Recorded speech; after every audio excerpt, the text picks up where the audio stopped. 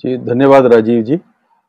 देखिए, जैसे आपने अपने इस कथन की शुरुआत में जो बात कही थी कि मंदिर की राजनीति, सियासत से जिस तरह से वो माहौल बनाया गया है, जो बाद में जो निराशा का जो कारण आपने बताया है, उसका आधार भी उसी में है कि अगर देखिए, राम का जो अस्तित्व है इस देश में, क्या उस मंदिर के बिना वो कण-कण में नहीं है? क्या उनका अस्तित्व कमजोर था इस अयोध्या में राम मंदिर के बिना? क्या उनका रूप, उनका प्रभाव हम नहीं जानते कि राम कथा कितने देशों में 25-50 देशों में चलती है। लेकिन अगर पिछले पिछले 8 वर्षों में हमारे लोकतंत्र के मंदिर को मजबूत करने की दिशा में काम होता, तो मुझे लगता कि शायद आज हम कहीं ज्यादा राहत महसूस कर रहे होते। और जो आप एक खास किस्म का एक आंशिक निराशावादी जो आपके मन में जो विचार आ रहा है, शायद वैसा नहीं होता।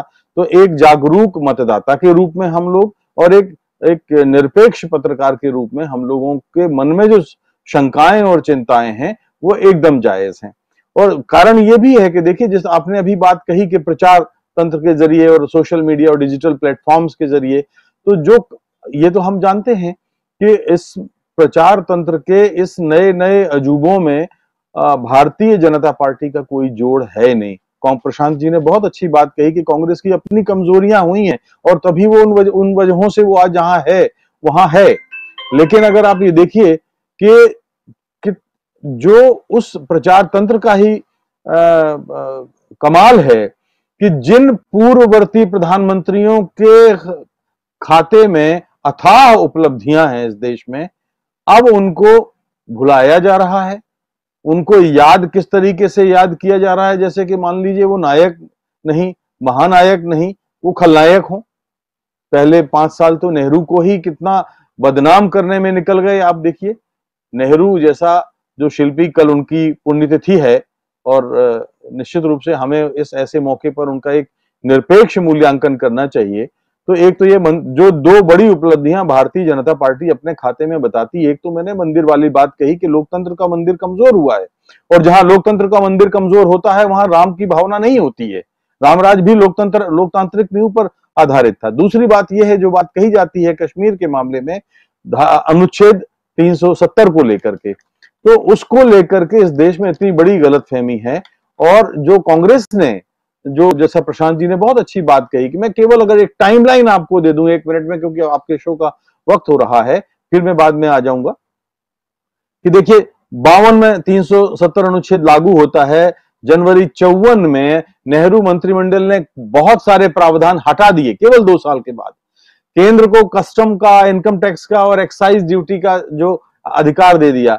इसके बाद सुप्रीम कोर्ट को मान्यता दे दी वहां पर।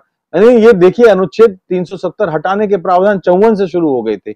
इसके बाद फरवरी 54 में भारतीय संविधान को कश्मीर में लागू कर दिया।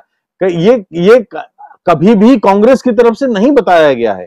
मई 54 में राष्ट्रपति ने एक अध्यादेश जारी किया, आदेश जारी किया, जिसके तरह से उन्होंने पूरी तरह से कश्मीर में भारतीय संविधान लाया। वहां सदर रियासत का पद खत्म हुआ, वहां प्रधानमंत्री का पद खत्म हुआ, वहां राज्यपाल और मुख्यमंत्री जैसे सारे देश में है।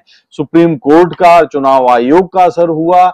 उसके बाद 1959 में ये हुआ, चुनाव आयोग और सुप्रीम कोर्ट का।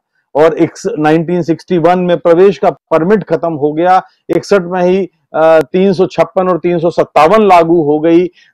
इसके बाद लोकसभा सांसद वहां चुने जाने लगे। 226 और 249 वहां पे उसके तहत कश्मीर का हाई कोर्ट था, उसको भी उसमें सुप्रीम कोर्ट के अंदर में लाया गया। तो ये काम, और नेहरू जी ने एक पब्लिक मीटिंग में कहा था, मैं उनका इन्वर्टेड कोमा में आपको कथन बता रहा हूं, इन्वर्टेड कोमा में, कि देखिए ये अनुच्छेद 370 भारत के संविधान का स्थायी हिस्सा नहीं है। ये बात उन्होंने 64 में अपनी मृत्यु लेकर कही थी। वो ये छपा भी था हिंदुस्तान टाइम्स में, और उस समय पे अनुच्छेद 370 संविधान का स्थायी हिस्सा नहीं है। ये जब तक है तब तक है, हमें इसको धीरे धीरे समाप्त करना है। राजीव गांधी और इंदिरा गांधी ने के जमाने में भी इसकी अनुच्छेद समाप्त करते गए, यानी अब तो ये कुछ बचा ही नहीं था। एक बात तो ये हो गई। कि अनुच्छेद कांग्रेस ने अगर इसका फायदा उठाया होता, लेकिन अब कांग्रेसी खुद भी नहीं पढ़ते हैं तो क्या करें आप उसमें।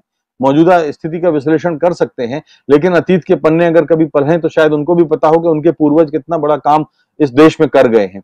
एक बात मैं और कहूंगा, 5 वर्षों में इतनी बड़ी भूल हुई है। देखिए, देश की विदेश नीति कभी नहीं बदलती, जिस ओर अभी पीयूष जी ने इशारा किया था।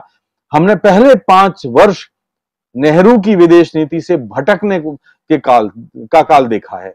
हमने ट्रंप को अनावश्यक महत्व देते हुए देखा है।